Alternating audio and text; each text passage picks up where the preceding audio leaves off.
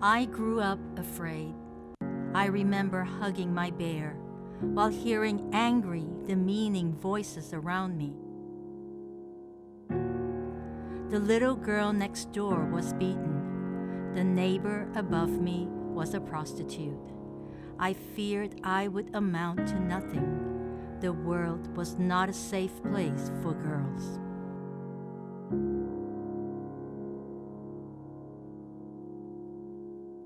My mother lost her fight to fear and killed herself when I was 17. With her loss, I felt my own life closing in on me. For many years, my voice was silent. I lost my courage to dream. Who am I really? God did not design me to be afraid. He wanted my testimony. But to be a testimony for God, I must step out of the shadow. In my trembling, God spoke to me through the pages of the Bible. He said, "Daughter of a king, where are you? Why are you hiding?" I needed to break free from my own image of myself. Could I possibly be a voice for God in His world? I started to see myself through the eyes of my Heavenly Father. His vision led me outside the box that others set for me, that I set for myself. He set my soul free to soar.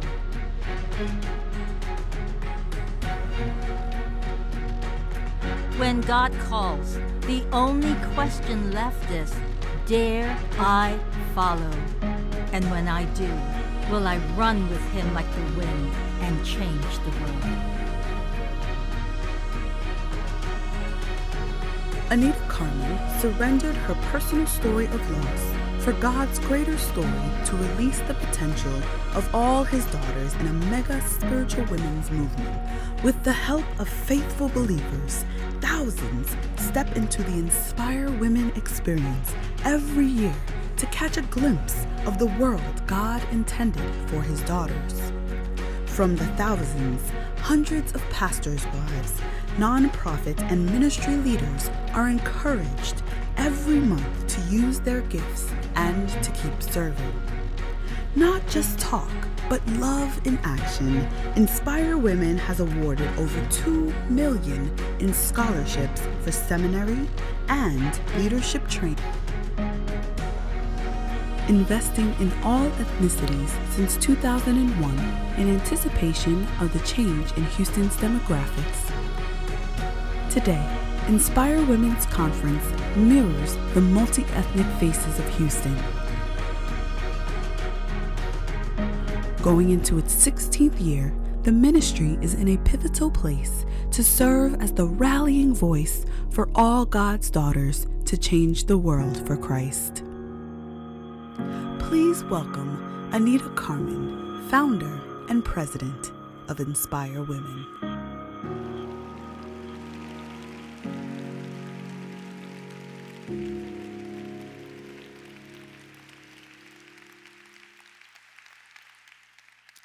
Thank you all for being here. 2 weeks ago, there was a scare at Inspire Women's headquarters. Someone smelled a gas leak, and we immediately evacuated the building. I called 911, and within minutes, the fire truck was there, and this was like a movie scene.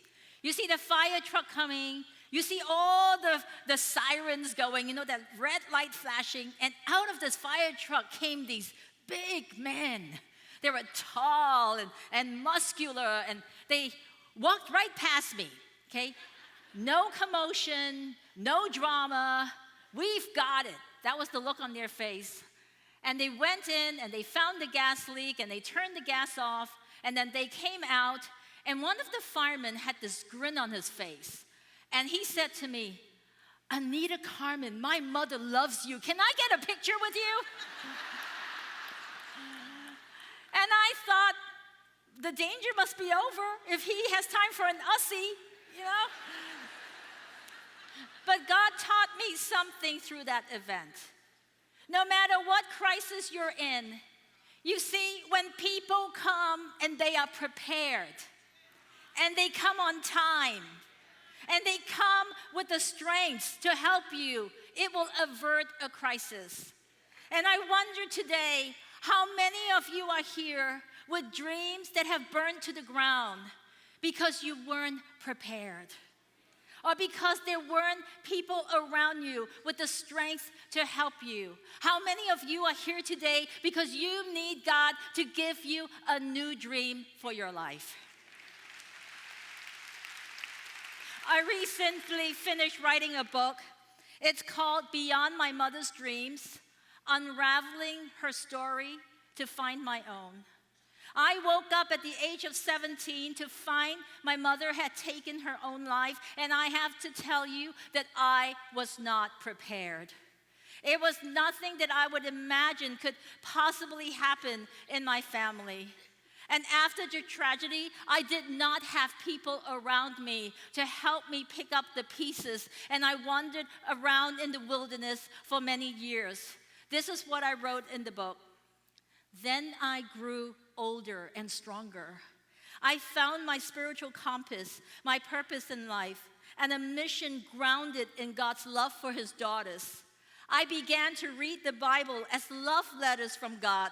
I went to seminary, submerged myself in discovering the family history of my Heavenly Father, and realized that I had another, more powerful legacy to uphold. In time, I knew I needed to confront my mother's story head on. I needed to understand what it meant to be the daughter of a woman who had never been given any help to deal with her losses, who had sacrificed everything she possessed for me, including even her life. This book is about my mother's dreams and disappointments, about the unexpected threats that connect her to the lives of thousands of women today. It is both her tragedy and her song of hope. This is my mother's story, but in understanding it, I release her and find my own. It took many years of soul searching before I finally released my mother's story to find my own. And in our time together, I wanted to share with you 3 lessons God taught me about events. Okay, 3 lessons about events. And I pray this message will encourage you in a special way. 1 event does not define a life. 1 event does not define a life. For many years, I realized in my life, it was like my life just froze that day when I was 17. And all my memories of my mother was captured in that one day. If you ask me, what did you think of your mother? I would tell you, she was the mother who lost hope. She was the mother who abandoned her children. She was the mother who left. That was my memory of her. And I erased all the moments we had before that age of 17. And God had to straighten out my thinking. And He said to me, it was in Psalm 139:16, when David said, all the days ordained for me were written in your book before one of them came to be. And God said, did you notice that the word days is in the plural?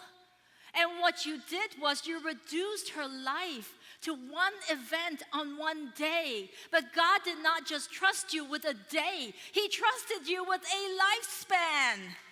Okay? And you took her entire life and you just crammed it into a day. What would happen if you started looking at her and just see her life as a lifespan? And I realized that in my mom, that she had days of courage. I started remembering that lifespan and conversations that we had and stories and tears that she would pour into me beginning at the age of 8 and 9. She would share with me that she was raped at the age of 15, that she was widowed at 19, that she had to leave behind in China a 7-year-old son as she left to leave the country so she could find a job and send help home to help the rest of the family. And I started to see that in the midst of all that in my mother's life, that there were moments of courage when she had to make sacrifices for her family. I realized that I had judged my mother. I had judged her harshly. until something happened in my own life in my 20s. I had broken up with someone and I was alone in the city, and I just wanted the pain to stop. Have you ever been in a place when you just wanted the pain to stop? And the doctor had given me tranquilizers, and I thought, I'll just take one. And it didn't do anything, so I said, well, I'll take another one. And before I knew, I took the whole bottle. And the room started spinning, and I thought, what did I do? Am I going to die? I was really surprised when I woke up the next morning, and I thought God had spared me. And I wrote these words in my book. It's funny, but that night finally helped me see my mother and my father as fellow sojourners. They were never meant to be perfect. They were meant to carry all the hopes and imperfections that come with being human. All the flawed Christians, me included, were the same way, I realized. And although I had on occasion judged my mother for her choices, I now knew better than to ever judge anyone. The greatest tragedies result from a broken heart. And how do you respond to someone with a broken heart? Not with judgment. Instead, you pray that God shows mercy and that they get through it. I wonder today if you need to forgive someone because they are human. As I pondered this new perspective of not allowing one event to define someone's life, but to look at a whole lifespan, God taught me a second lesson about events. One negative event must not define the rest of your life. Okay? One negative event must not define the rest of your life. In my 20s, a Christian male leader had befriended me, and I had accepted his invitation to go to a retreat. Now, I'm going to share something very private with you. And I wish I could say to you, could you keep this confidential? But there are thousands of you out there. And I really wrestled with sharing this, but God said, this is my story. And therefore, you must share it for the encouragement of the body. So this is what I wrote in my book. I was asleep in the guest room when I was awakened by a hand that was touching me inappropriately. It was pitch dark, and I cried out sharply, thinking a stranger had entered my room. My friend would come and save me. I yelled his name out and suddenly realized that he was there, that he was the one who was touching me, that his was the voice telling me to be quiet. I felt completely degraded. I was trembling with panic and adrenaline. Here I was, trapped with this person I thought of as a friend and a Christian leader.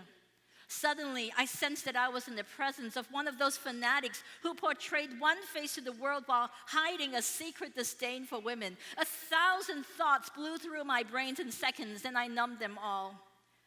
After returning from the retreat, I withdrew from the Christian community and raged privately against God.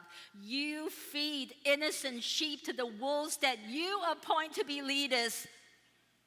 I thought, you are not fair. You have never been fair. I was on the brink of losing it completely when I got a letter from my father that said he had received positive news from U.S. immigration on his appeal for residency. Just like that. God's trustworthiness stared me in the face. The dream of coming to America really would have been my mother's had she not acted abruptly to take her own life. At that moment, I saw that I, like her, had forgotten about the long term. I was determined never to repeat her mistake. I was not going to let the act of an imperfect spiritual leader destroy my faith in God.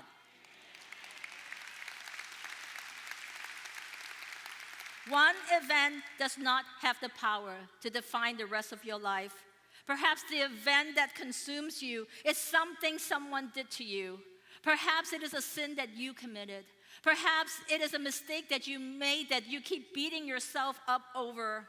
And I want you to know that whatever your event, sometimes it seems that that is your world. But that is not your world. And when God breaks through, He sets you free.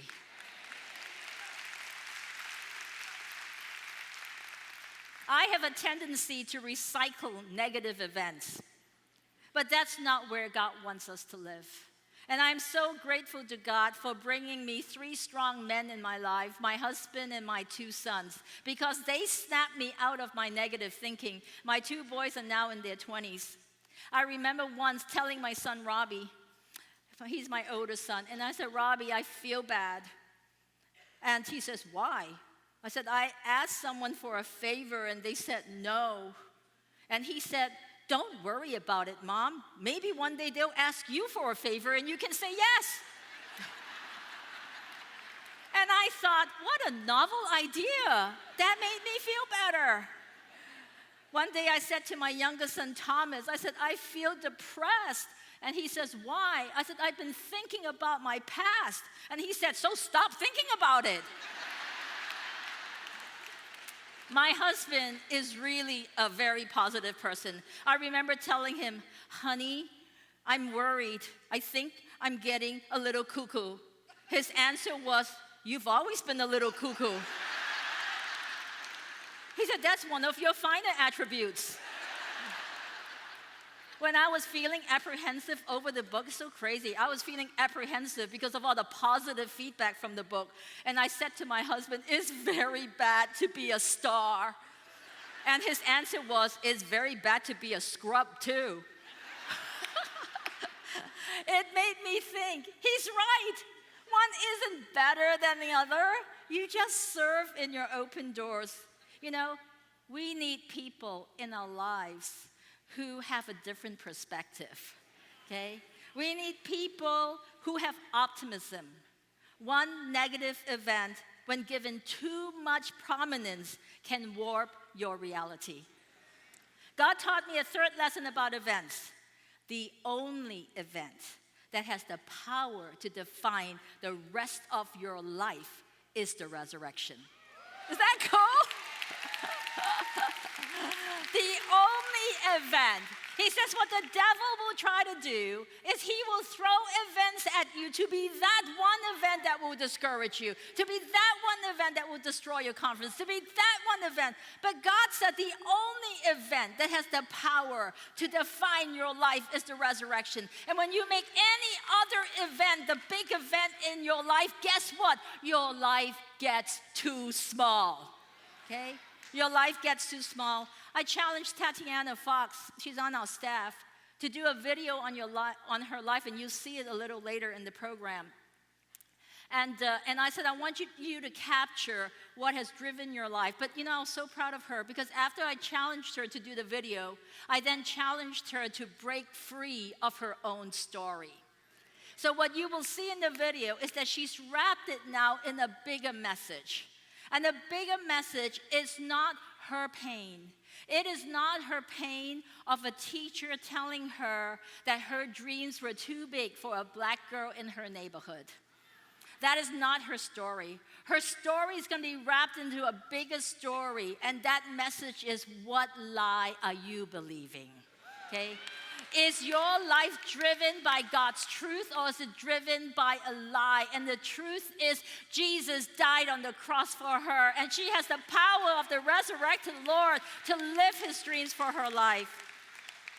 My friend Priscilla Evans-Shira, she wrote this about the book. She said, Anita Carman's life has impacted thousands of women all across the world, including my own. And that is why this story of how her own life was molded is even more powerful. In these pages, you will read the authentic and gripping saga of a woman, her mother, and the God who loved them both. And I really read those words, the God who loved them both. And I realized that the story is too small when it's about my pain or about my mother's pain. That is not the story. The story is the God who raised Jesus from the dead. It is the God who redeemed both my mother and me. Life is not about my suffering. It is not about my mother's suffering. It is about God's story.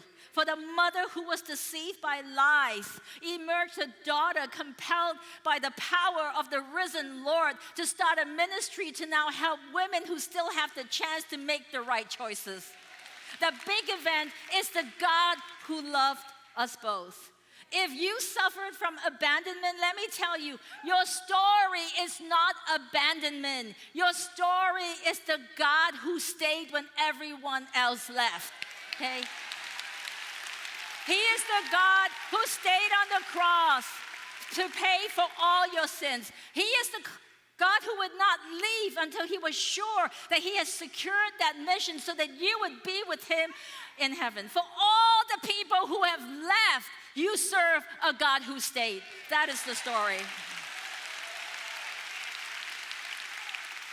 You might be saying, Anita, you don't understand. I lost my child, I lost my marriage, I lost my business, I lost my ministry, I lost my health, I lost my best friend, I lost my savings. I'm not discounting your loss. I'm just asking you, what would life look like if we made the resurrection the biggest event in our lives? My mother left behind her 7-year-old in China when she left during the communist uprisings to earn a living to support the rest of the family back home. And I described how she felt when the train left the station. I wrote this in my book. She poked her head out the window as the dust and steam billowed all around her, smiling at him through her tears and flailing her arms outside the train for as long as she dared.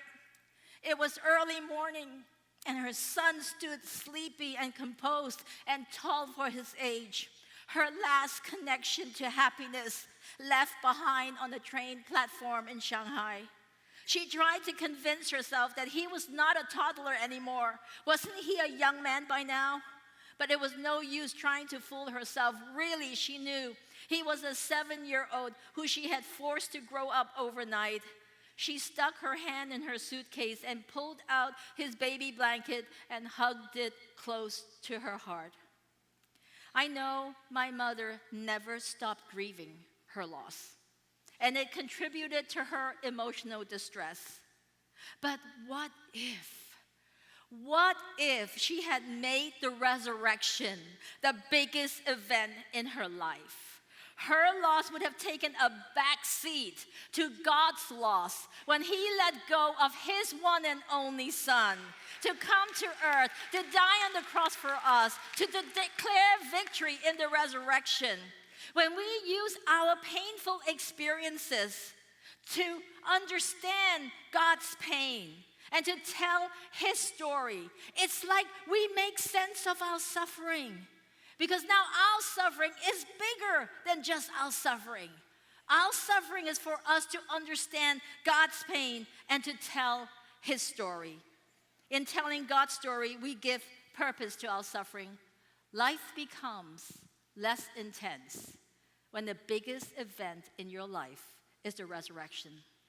All of life takes a back seat to the big event that God resurrected Jesus from the dead, and Jesus lives.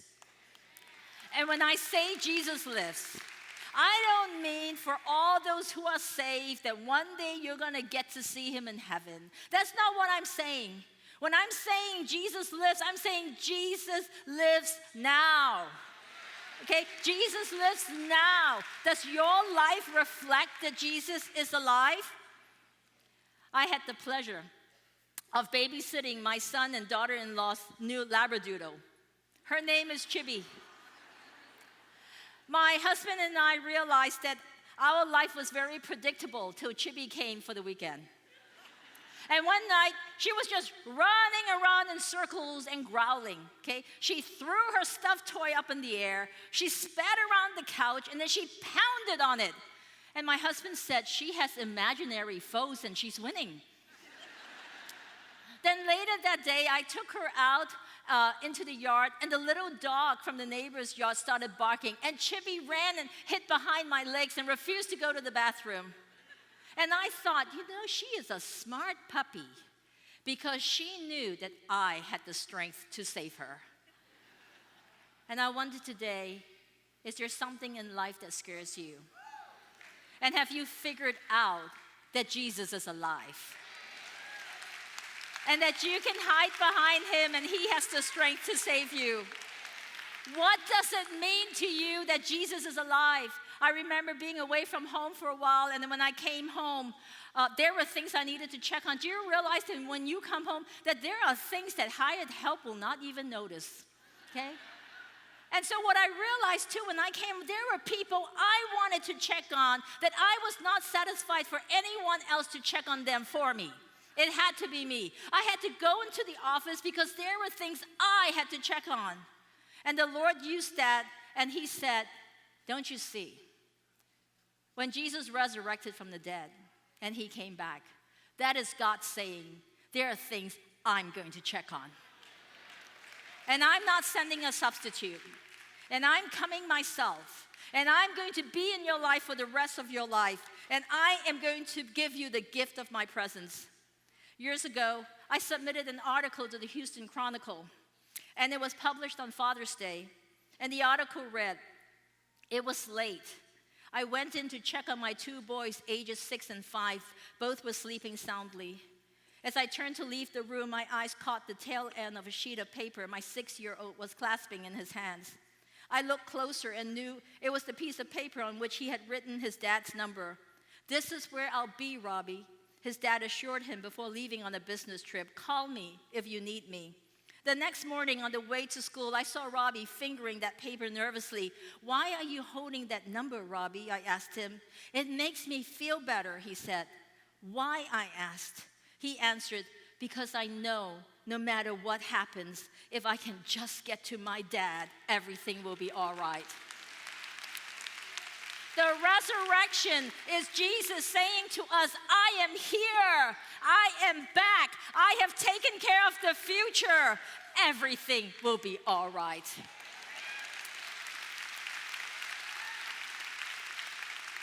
One event does not define a life. Do you need to look at someone's lifespan instead of judging them on single events? One negative event does not have the power to define the rest of your life. The only event that has the power to define the rest of your life is the resurrection. Let me conclude. Recently, I went to a funeral of the husband of one of our students in Inspire Women's Leadership Academy. As soon as I walked in, she burst into tears and she said, my spiritual mama is here.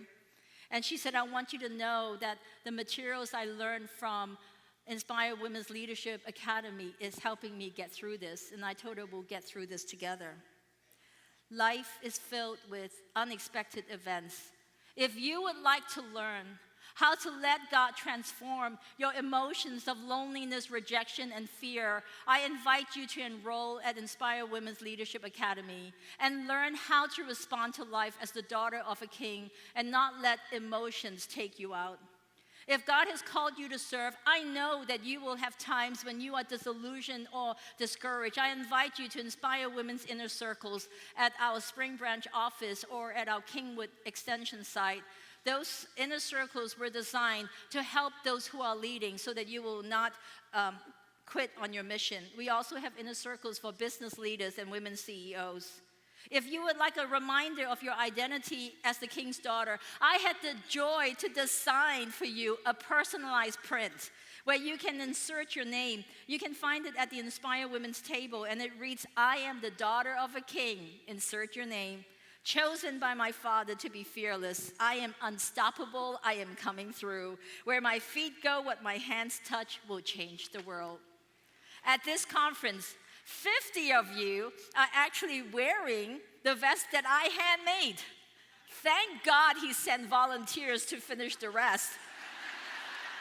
But I want you to know the backstory of the vest. I saw a documentary on women in India taking a stand against the daily rapes that were happening in their community. And when they got together, they all wore a pink sari. And what it helped me see was, wow, just showing up in the same color gave all the other women courage. And I knew that at Inspire Women, we are rallying women to go and to fulfill God's dreams. And I know God's dreams require sacrifice, and it requires guts, and it requires courage. And when you're doing here, when you're wearing a pink vest, we're showing up as soldiers for the cause of Christ.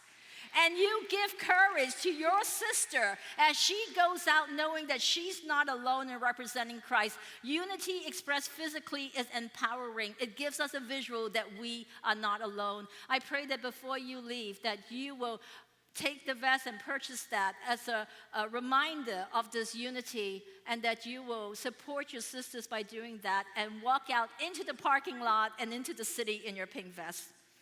In my talk today, I gave you excerpts from my book, Beyond My Mother's Dream, Unraveling Her Story to Find My Own. This was a difficult book to write, and in it I revealed many deepest secrets as one would with a best friend. And I invite you to pre-order the book and also to go to our blog site. We started a Beyond My Mother's Dreams blog community on Inspire Women's website, inspirewomen.org. And I will be posting more personal ponderings, and I welcome you as a friend to share your story with me. One last story, and I'm done. 2 nights before the conference, I got scared. I was feeling hesitant about sharing my story so publicly.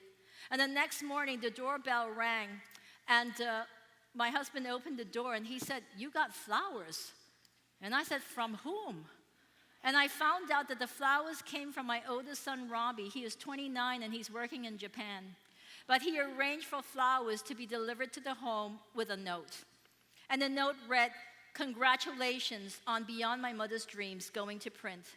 By any account, your life has been an incredible story, and it's wonderful to see part of it come to life so powerfully and poignantly on the pages of your latest book. Just as your mother laid the seeds that eventually grew into our family and everything you're doing in Houston, I look forward to see how the seeds you're laying now, both for your biological and spiritual family, grow into something even greater in the future. Love you, and I'm so proud of you, Robbie."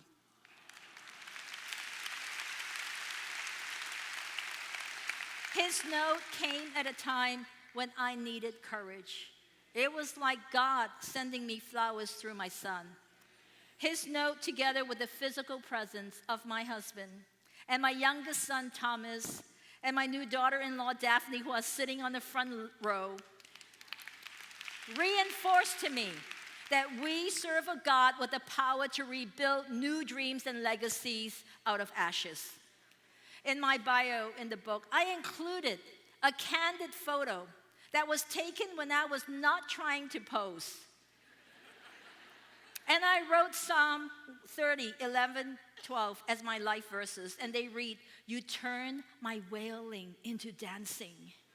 You removed my sackcloth and clothed me with joy, that my heart may sing your praises and not be silent."